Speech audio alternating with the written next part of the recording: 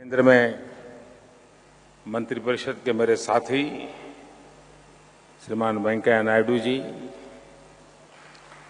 श्री प्रकाश जावड़ेकर जी, श्री बाबुल सुप्रियो जी, महाराष्ट्र में मंत्री श्रीमान गिरीश बापट जी, यहाँ के सांसद श्रीमान अनिल जी,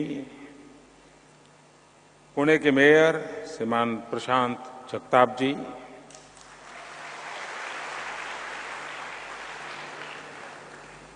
सचिव श्रीमान राजीव गौबा जी, महाराष्ट्र के मुख्य सचिव श्रीमान स्वाधीन क्षत्रिय जी, उड़ीसा के मुख्यमंत्री श्रीमान नवीन बाबू, राजस्थान के मुख्यमंत्री आदरणीय वसुंधरा जी और देश भर में वीडियो कॉन्फ्रेंस के माध्यम से जो शहर जुड़े हैं वहां के सभी महानुभाव जी और देश भर में वीडियो कॉन्फ्रेंस के माध्यम से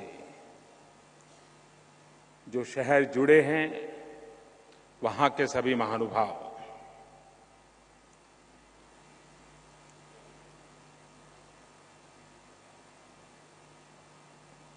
हमारे देश में ऐसा तो नहीं है कि पहले कोई काम नहीं होता था, ऐसा भी नहीं है कि सरकारें बजट नहीं खर्च करती थी, लेकिन उसके बावजूद भी दुनिया के कई देश हमारे बाद आजाद हुए बहुत ही कंगाल आर्थिक स्थिति से आए। क्या कारण है कि इतने कम समय में दुनिया के कई देश हमसे बहुत आगे निकल गए और मैं लगातार ये सवाल अपने आप से पूछता रहता हूं, सोचता रहता हूं और लोगों से विचार विमर्श करता हूं।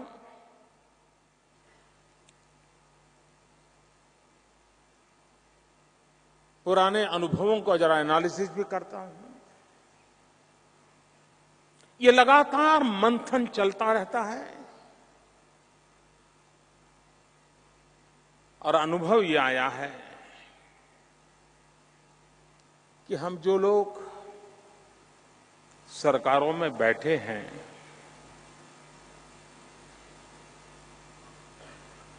सरकारों में, व्यवस्थाओं में लाखों मुलाजिमों की जो फौज है, अफसर है, बाबू है, हम सबसे पंचायत प्रधान से लेकर के प्रधानमंत्री तक, गांव के पटवारी से लेकर के कैबिनेट सेक्रेटरी तक, हम भले लाखों की तादाद में हो, लेकिन हम सबसे ज्यादा अगर कोई स्मार्ट है तो देश का नागरिक है।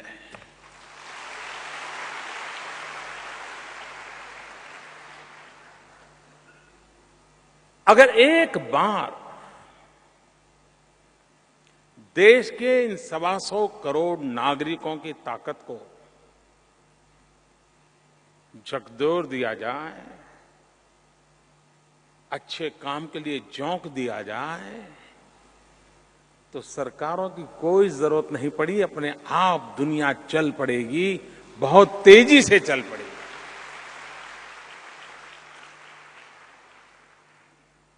और इसलिए ये स्मार्ट सिटी कंसेप्ट ये सिर्फ इस काम के लिए इतने पैसे दिए जाएंगे, वो नहीं है। ये अपने आप में एक बहुत बड़ा जन आंदोलन है। ये बीते हुई कल के अनुभव के आधार पर उज्जवल भविष्य की नींव रखने का एक सार्थक प्रयास है।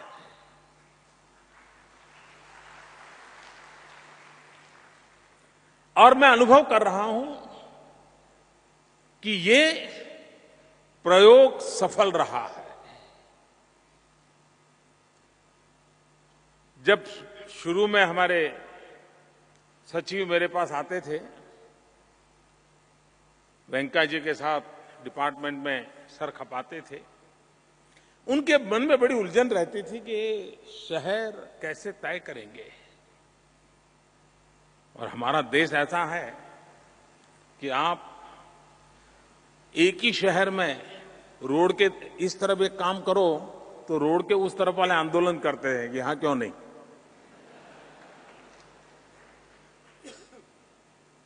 तो ये हमारा देश की एक मास्टरी हम लोगों ने इसमें प्राप्त कर ली है। ऐसे में कोई भी शहर सिलेक्ट करते तो पता नहीं कितना भला कर पाते, लेकिन बाकियों को नाराज करने के लिए बहुत बड़ा अवसर पैदा हो जाता। अभी वसुंधरा जी ने मुझे अभिनंदन दिया, वेंकैया जी को अभिनंदन दिया कि आपने जयपुर और उदयपुर को सिलेक्ट किया। मैं वसुंधरा जी से कहना चाहूंगा, हमने सिलेक्ट नहीं किया है। ये हमें जो आपने अभिनंदन दिया वो वापस ले लो, लेकिन ये अभिनंदन जयपुर के लोगों को दो, उदयपुर के लोगों को दो। वे इस स्पर्धा में विजयी हुए हैं। उन्होंने इन पैरामीटर को पूरा करने के लिए ताकत दिखाई है, कठिनाइयां झेली हैं, समय सीमा में काम पूरा करने के लिए दौड़े हैं। और आज जिन 20 शहरों के लिए कोई न कोई काम का खाका बन चुका है, कुछ न कुछ काम आरंभ हो चुका है, और बहुत से काम अभी जो वेंकैया जी गिना रहे थे उनको एक बड़ी गति मिल रही है। इसका मूल कारण उस इकाई में नेतृत्व करने वाले लोग, वहां पर बैठे हुए कॉरपोरेशन के कर्मचारी भाई बहन और उस नगर के जागरूक नागरिक, उन सबका सामूहिक प्रयास है कि हर एक के मन में एक इच्छा जगी है कि इस बार हिंदुस्तान में हमारा शहर भी नंबर 1 होना चाहिए।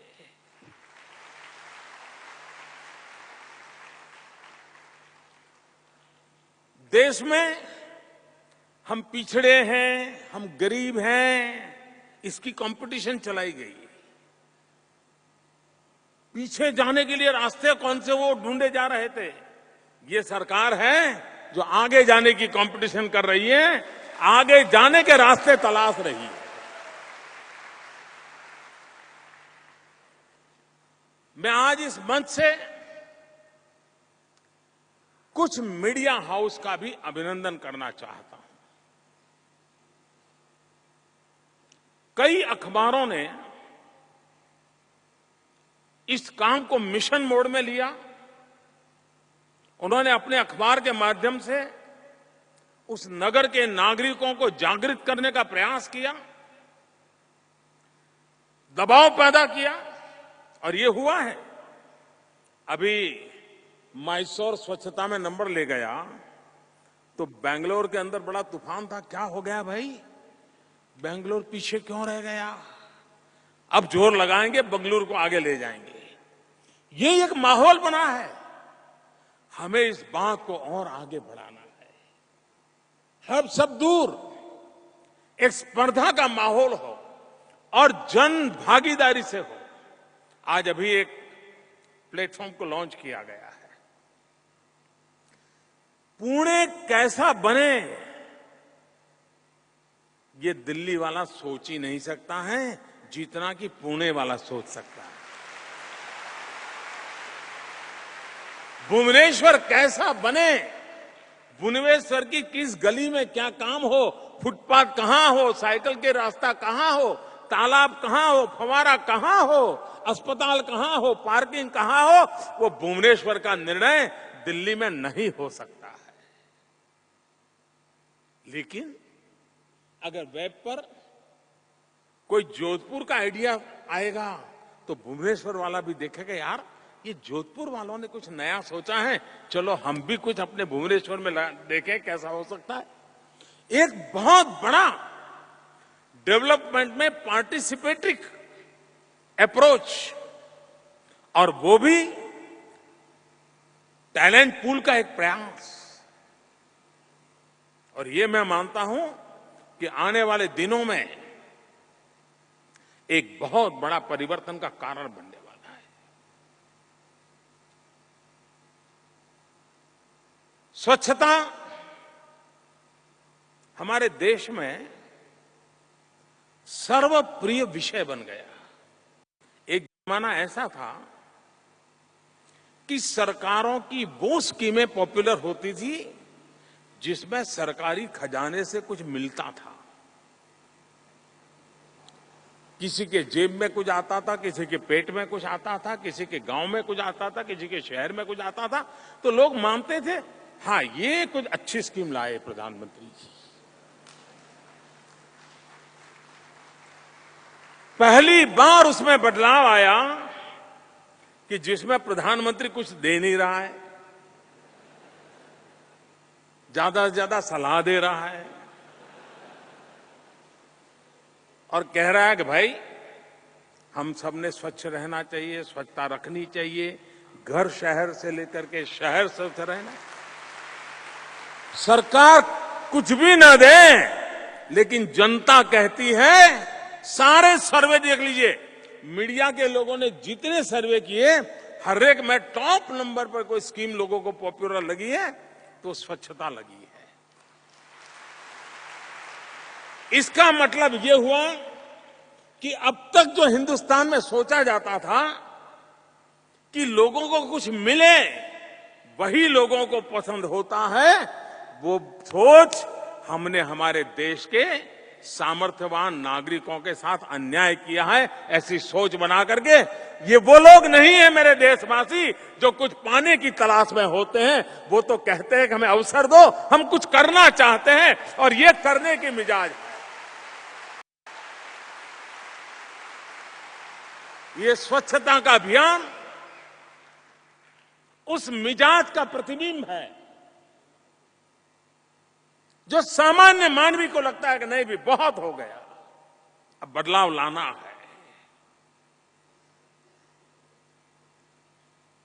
एक समय था हमारे देश में, आपने पुराने अखबार निकालोगे, कई आर्टिकल पढ़ोगे, एनालिसिस देखोगे,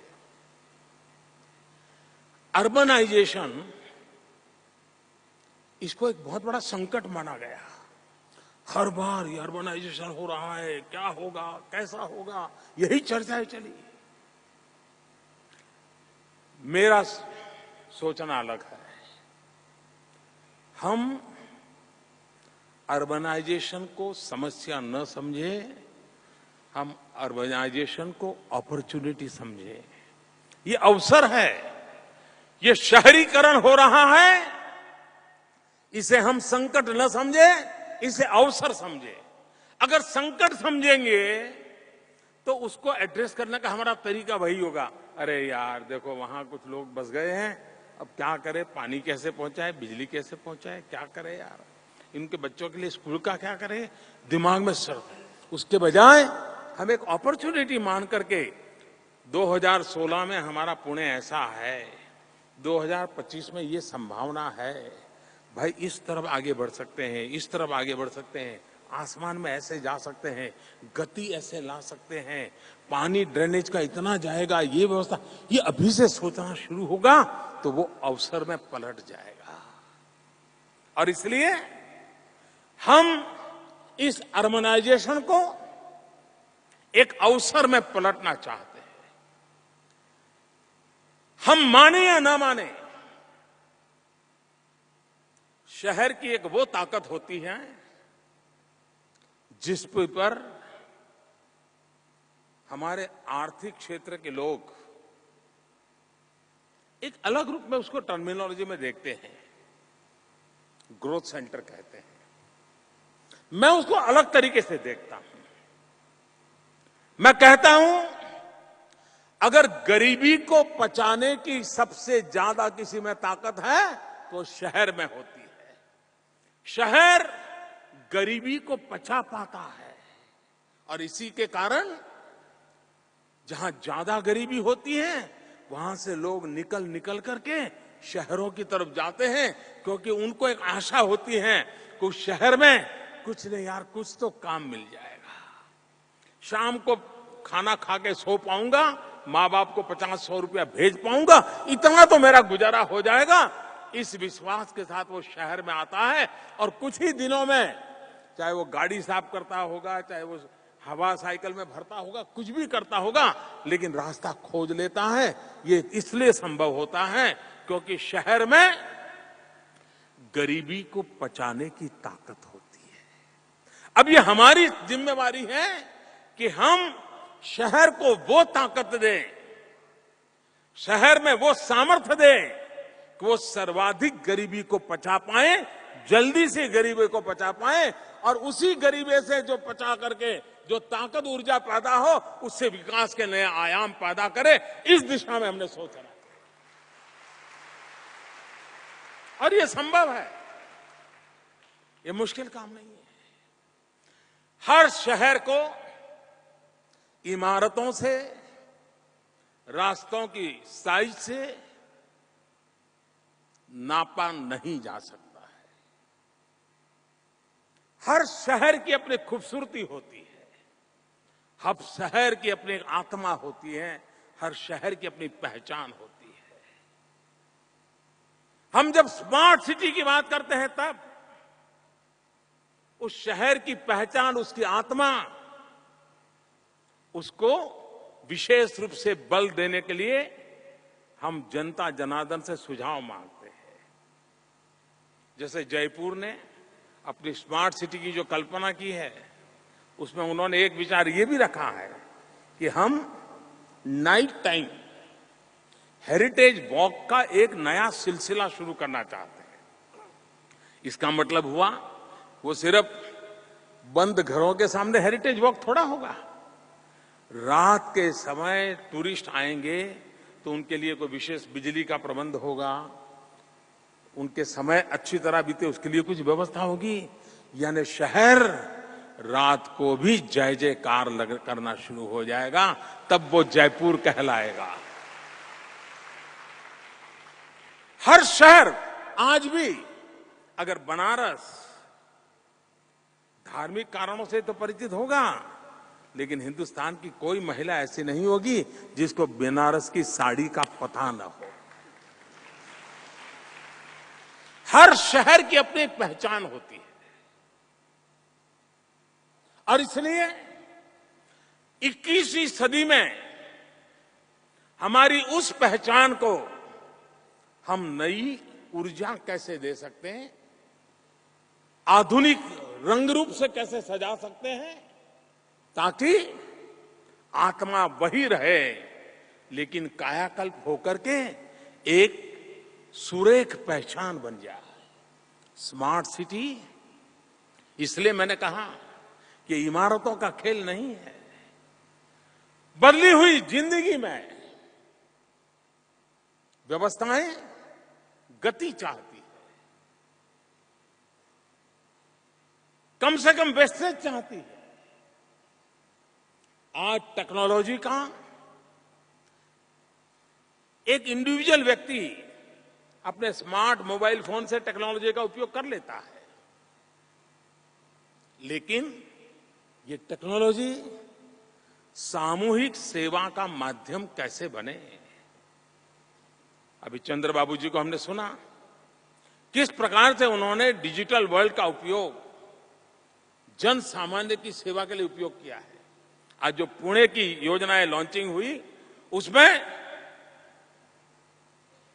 डिजिटल वर्ल्ड का उपयोग लोक सुखाकारी में कैसे किया जाएगा, उसकी चीजें लॉन्च हुई है। एलईडी बल्ब का अभियान पूरे देश में चल पड़ा है। हमारे देश में अगर कोई सरकार ये कहें कि हम आने वाले दिनों में 1,00,000 करोड़ रुपया एनर्जी सेक्टर में, बिजली के उत्पादन में लगाएंगे, 20,000 मेगावाट बिजली उत्पादित करेंगे और लोगों को बिजली देंगे, तो मैं कहता हूं जी 3 दिन तक अखबारों की हेडलाइन में आया था, वाह मोदी जी वाह, 1,00,000 करोड़ रुपया, 20,000 मेगावाट बिजली, वाह वाह, ये होता है ना। लेकिन जो एलईडी बल्ब का अभियान चलाया है, जिस दिन वो संपूर्ण चक्र पूरा हो जाएगा, मेरे देशवासियों आप खुश हो जाएंगे, 20,000 मेगावाट बिजली बचेगी, 1,00,000 करोड़ रुपया बचेगा। और ये मेरे देश के गरीबों का पैसा बचने वाला है। अब तरीका क्या हो? सोलर एनर्जी का अभियान, आज पुणे शहर तो सोलर प्रोजेक्ट को ऑलरेडी ऑपरेशनल कर रहा है और काफी बड़ा लक्ष्यांक रखा है उन्होंने। रूफटॉप सोलर, हमारे घरों के ऊपर छत पे बिजली पैदा हो, घर के उपयोग में आए और अधिक बिजली है वो सरकार खरीद ले। आप देखिए बिजली के संकट को कैसे निपटाया जा सकता है, कैसे इसका बदलाव लाया जा सकता है, परिवर्तन कैसे लाया जा सकता है। और जब तक हम चीजों को टुकड़ों में सोचते हैं, बदलाव नहीं आता है। कॉम्प्रिहेंसिव होना चाहिए, इंटरकनेक्टेड होना चाहिए और रिजल्ट ओरिएंटेड होना चाहिए। हम ये कहें स्वच्छता, लेकिन फिर सवाल आता है, आज जमीन महंगी हो रही है, स्वच्छता करेंगे, कूड़ा कचरा डालेंगे कहां? लैंडफिल कहां होंगे? लैंडफिल के लिए ले जाना है तो अब तो शहर बढ़ता चला जा रहा है, कितना दूर चले जाएंगे, कितना ट्रांसपोर्टेशन का खर्चा होगा। लेकिन हमारी कोशिश है वेस्ट टू वेल्थ, वेस्ट में से वेल्थ क्रिएट करना। पहली बार देश में अर्बन बॉडीज में जो कूड़ा कचरा निकलेगा उसमें से कंपोस्ट फर्टिलाइजर बनाना, और पहली बार कंपोस्ट फर्टिलाइजर हमारे किसान खरीदें, उसके लिए जैसे यूरिया में सब्सिडी दी जाती थी, वैसे अब भारत सरकार कंपोस्ट फर्टिलाइजर में भी सब्सिडी देने का निर्णय किया। इसके कारण ये जो हमारे केमिकल फर्टिलाइजर के कारण किसान की जमीन बर्बाद हो रही है, हमारी धरती माता तबाह हो रही है, उसको बचाने का भी काम होगा, शहर में सफाई का भी काम होगा, और कंपोस्ट बनने के बाद बेचने से दोनों की विन विन सिचुएशन होगी। उस नगर पालिका को भी कुछ पैसा मिलेगा, उस महानगर पालिका को भी पैसा मिलेगा। सॉलिड वेस्ट मैनेजमेंट, लिक्विड में वेस्ट का मैनेजमेंट, जहां भी स्टेडियम होंगे, जहां भी क्रिकेट का मैच होता होगा, क्रिकेट का मैच हो या ना हो, 365 दिन उनको तो पानी छिटकना ही पड़ता है। लेकिन देश ने मान लिया कि मैच बंद हो गई तो पानी छिटकना बंद हो गया, मान लिया देश ने। धन्य हो।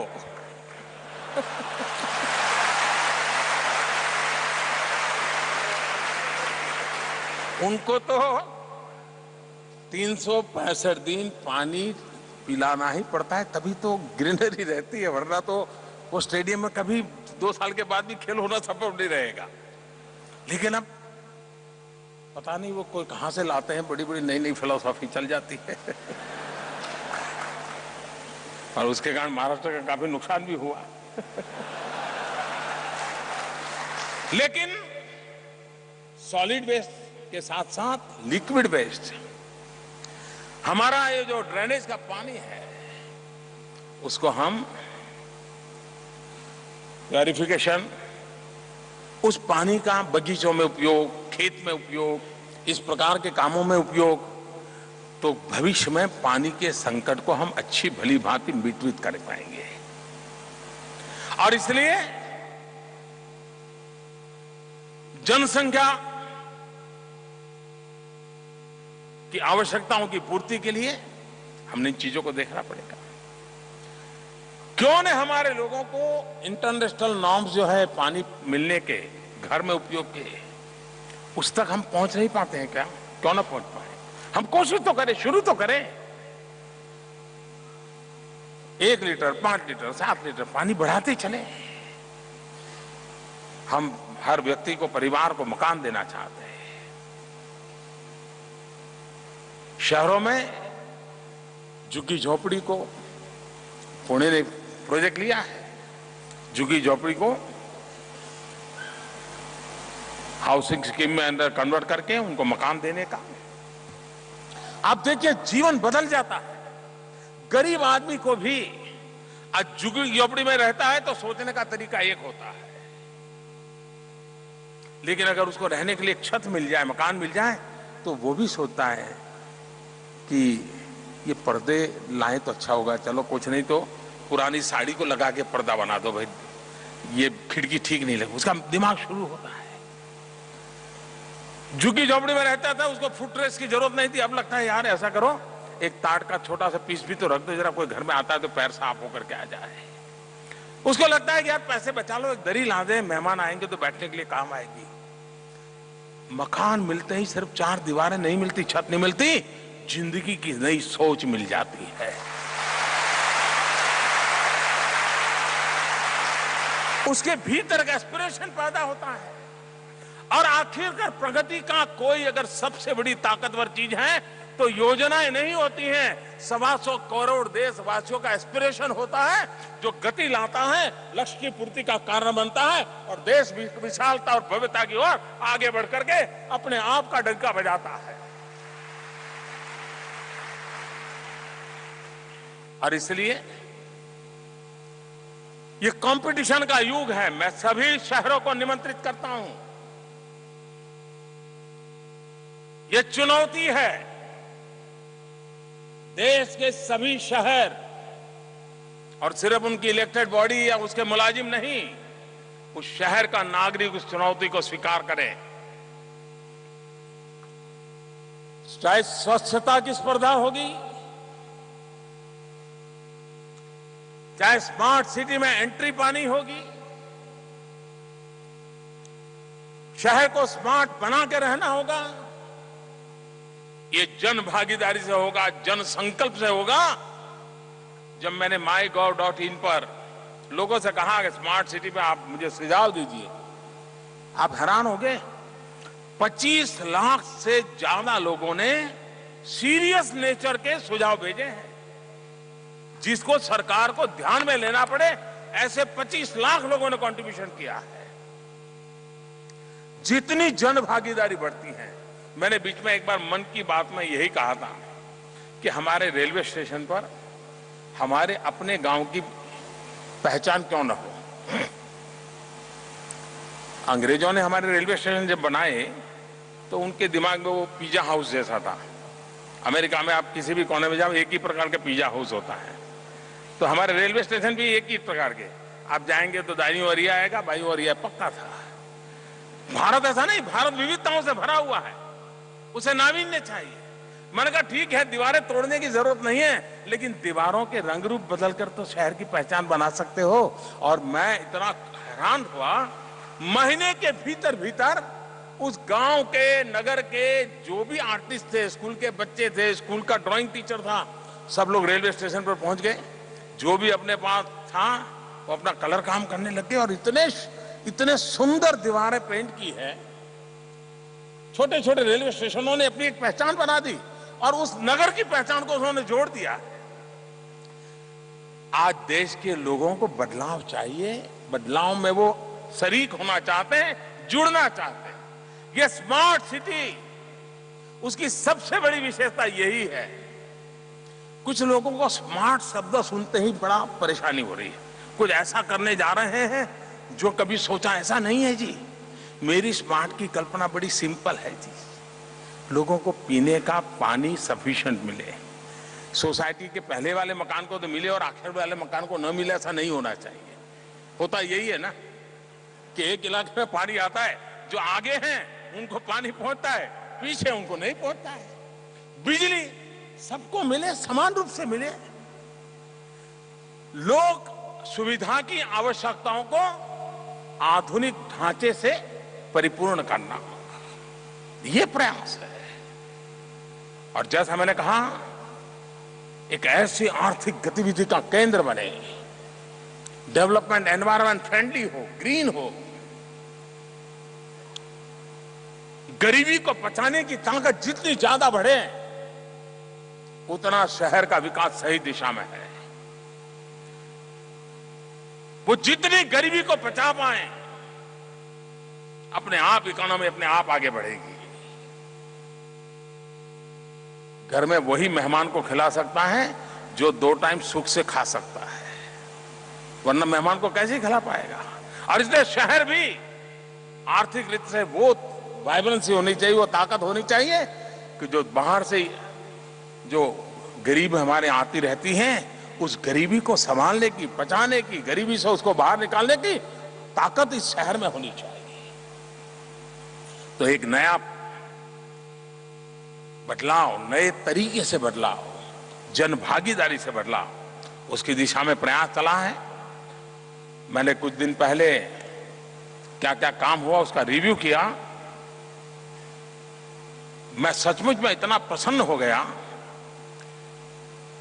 कि जनता के भरोसे पर कोई काम करते हैं तो कितनी ताकत होती है, उसका ये उदाहरण है ये स्मार्ट सिटी। इतने लोग उसमें जुड़ रहे हैं, चर्चा कर रहे हैं, सारे आर्किटेक्चर। पहले अगर आप आर्किटेक्चर को कहो भाई ये काम है तो कहेगा साहब टेंडर कब निकलने वाला है। आज वो टेंडर का नहीं पता है, बोले हाँ हाँ हम भी कंपटीशन में आएंगे, हम भी करेंगे। पूरा माहौल बदल गया है। तो मैं फिर एक बार श्रीमान वेंकैया नायडू जी, उनकी पूरी टीम को बहुत बहुत बधाई देता हूं। पुणे शहर को बहुत बहुत बधाई देता हूं। लेकिन पुणे वाले याद रखें, आप शायद 1.5 मार्क से नंबर 2 हो गए ना, है जगताप काय जाला?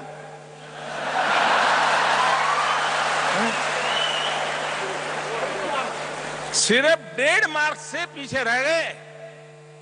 अगर 1.5 मार्क आपका ज्यादा होता तो आप भुवनेश्वर की जगह पर आप होते। आप देखिए कितनी बढ़िया कंपटीशन चल रही है। मैं अगली बार पुणे आऊं, मैं चाहूंगा अगले बार जब कोई भी कंपटीशन हो, ये हमारा पुणे नंबर होना 1 चाहिए। ये छत्रपति शिवाजी महाराज की विरासत है।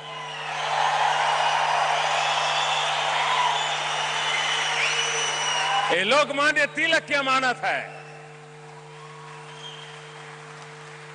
और इसलिए उसी मिजाज से हम पुणे को आगे ले जाएं। और देश के लोगों से मैं कहता हूं, आप भी फैसला कीजिए, पुणे से पीछे रहना नहीं है।